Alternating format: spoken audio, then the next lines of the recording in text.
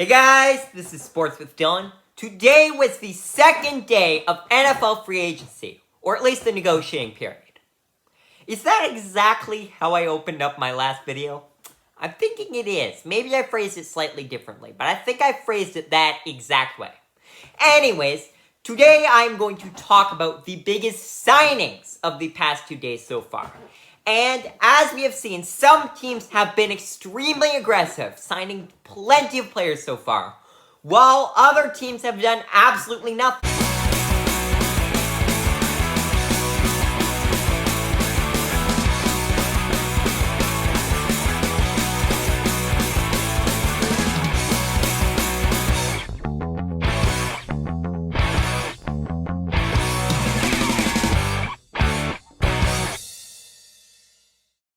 I'm going to start with a team that did way worse than expected this year and are trying not to let that happen again next year. The Denver Broncos. The Denver Broncos, as I mentioned, had a terrible season this past year. They ended up firing Nathaniel Hackett, the first-year head coach, mid-season because he was just so bad, but the whole team couldn't put it together. The defense played great. But Russell Wilson just really didn't have it, and Javonte Williams got injured earlier in the season. But now the Broncos hired Sean Payton, and they are going to make a playoff push this year. They started out by signing two offensive linemen in Mike McGlinchey and Ben Powers. Russell Wilson was just all around bad this year, and I'm not going to say that's entirely because his offensive line was awful. But he did get sacked quite a bit, and I know that is partially because he held onto the ball for a bit too long, and he refused to scramble for some reason, but he still got sacked a bit more than he should have. But now with the additions of Mike McGlinchey and Ben Powers, this offensive line should be significantly better, and Russell Wilson should not get hit as much this year. If he does not do well this year, it's entirely his fault. The Broncos also signed defensive end Zach Allen from the Arizona Cardinals. Zach Allen had a really good season, even though the Cardinals are another team that underperformed this year.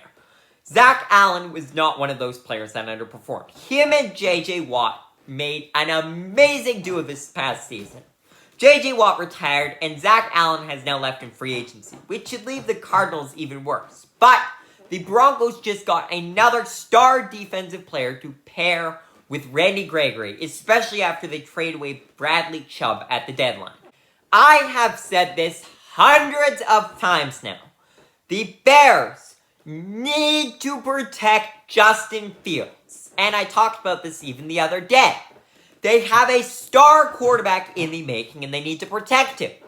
And Ryan Poles listened to me. Like I said, a year ago, I hated Ryan Poles.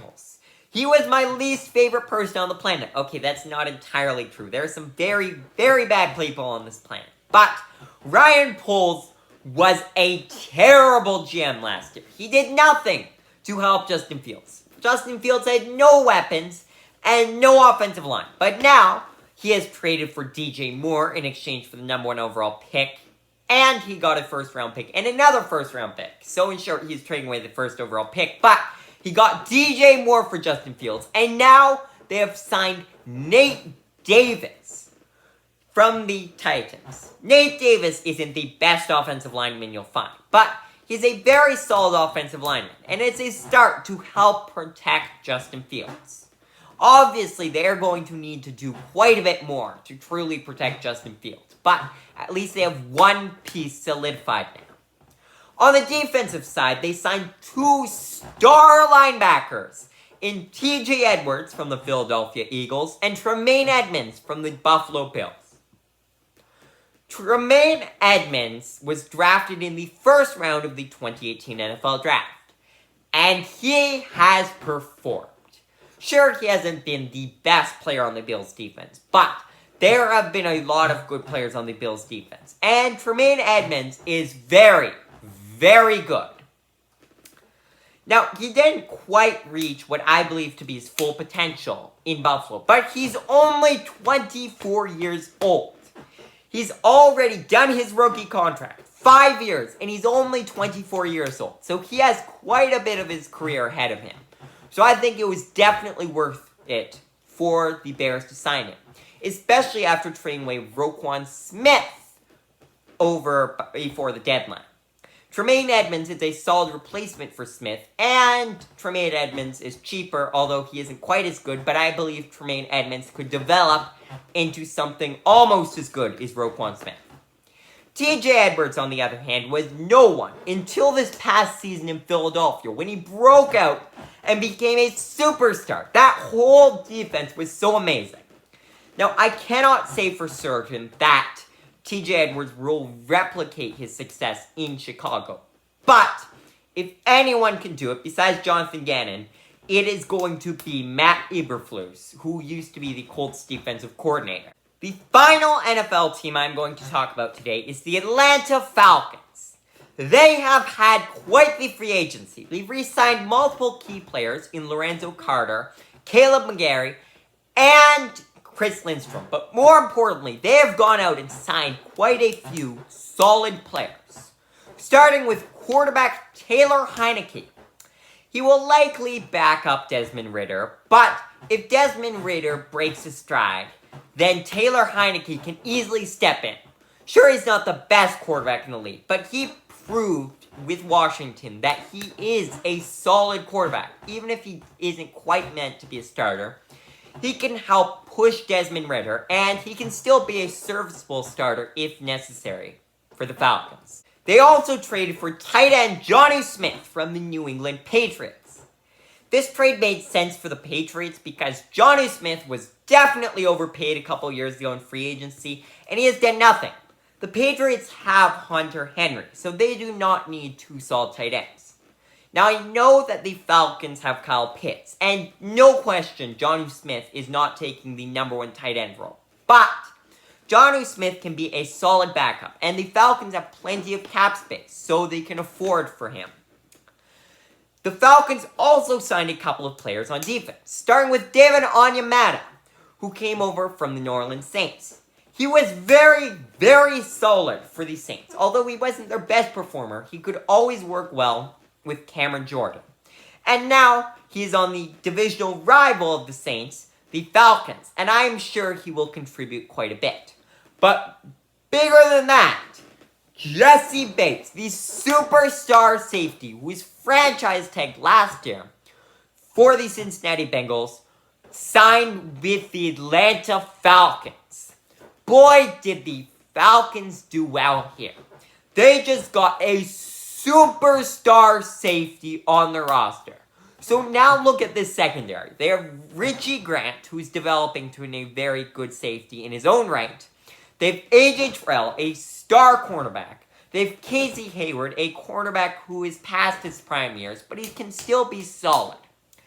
This secondary is really good for the Falcons.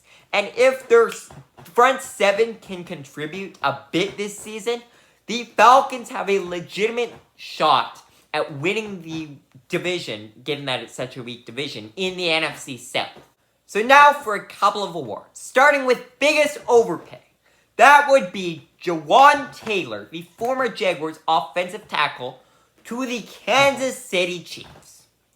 What has Jawaan Taylor done in the past couple of years? The answer is he's been fine, but he could barely keep his starting job from Walker Little. And he wasn't awful at all times, and I could see him being a starting right tackle on plenty of NFL teams. But he's not a superstar. Guess how much the Chiefs are paying him? $80 million across 4 years. That's $20 million a year. I know, you should be very impressed with my math skills right now. That is tied for the 4th highest paid offensive lineman after only Laramie Tunsil, David Bakhtiari, and Trent Williams, and tied with Quentin Nelson, who here is saying that Jawaan Taylor is on the same level as Quentin Nelson. Quentin Nelson is a superstar. Laramie Tunsil is a superstar. Trent Williams is a superstar. Absolute superstar. David Bakhtiari is a superstar. Jawaan Taylor is fine. Jawaan Taylor should not be being paid that much. Especially given that with the Chiefs signing him, that means they're not going to be re-signing Orlando Brown. How much money was Orlando Brown demanding that you're willing to pay Jawaan Taylor this much, but can't re-sign Orlando Brown? There were rumors last year that Orlando Brown wanted to become the highest paid NFL tackle. Which is fair. He is a very good offensive tackle, although not on par with Trent Williams or David Bakhtiari. But I assumed he would have negotiated down a bit. I don't think anyone's paying him to be that much. I bet you could have gotten him for the same or maybe slightly more than Jawaan Taylor. So why wouldn't you just stick with the very good option in Orlando Brown Jr. over Jawaan Taylor, who is fine but not amazing? It makes no sense to me whatsoever. As for the biggest bargain signing, that would be Rashad Penny to the Eagles. The Eagles have had a solid free agency so far. I was surprised they didn't franchise tag anyone such as CJ Gardner-Johnson, Javon Hargrave, or James Bradbury. Javon Hargrave left in the first day of free agency for the 49ers, which is too bad for the Eagles. But James Bradbury re-signed today. Now, CJ Gardner-Johnson is still a free agent, and it is yet to see where he is going to go. But the Eagles have kept a lot of their core together so far. Now, it was obvious Miles Sanders wasn't coming back. He wasn't even getting the majority of snaps in the playoffs. That was Kenneth Gainwell. But at the same time, I wasn't sure if Kenneth Gainwell could take the reins for the entire team. So, it makes tons of sense that they went out and signed Rashad Penny. He is being paid less than Matt Breida right now. Matt Breida. Do you guys know who Matt Breida is? I know who Matt Breida is, but I'm Sports with Dylan. No one is supposed to know who Matt Breida is. Rashad Penny, on the other hand, is a star running back, and I may be slightly biased here, but he's a very good running back. So the fact that the Eagles managed to get him really cheap is really good on them. Although he is quite injury prone, if he does get injured, Kenneth Gainwell and Boston Scott can take over. Boston Scott, they re-signed today. So all in all, this is solid all around for the Eagles so far in free agency. And I hope for their sake that they can get CJ Gardner-Johnson back as well. But tomorrow is when free agency really begins, so I am sure we will see a lot more free agents go tomorrow. But for now, thanks for watching.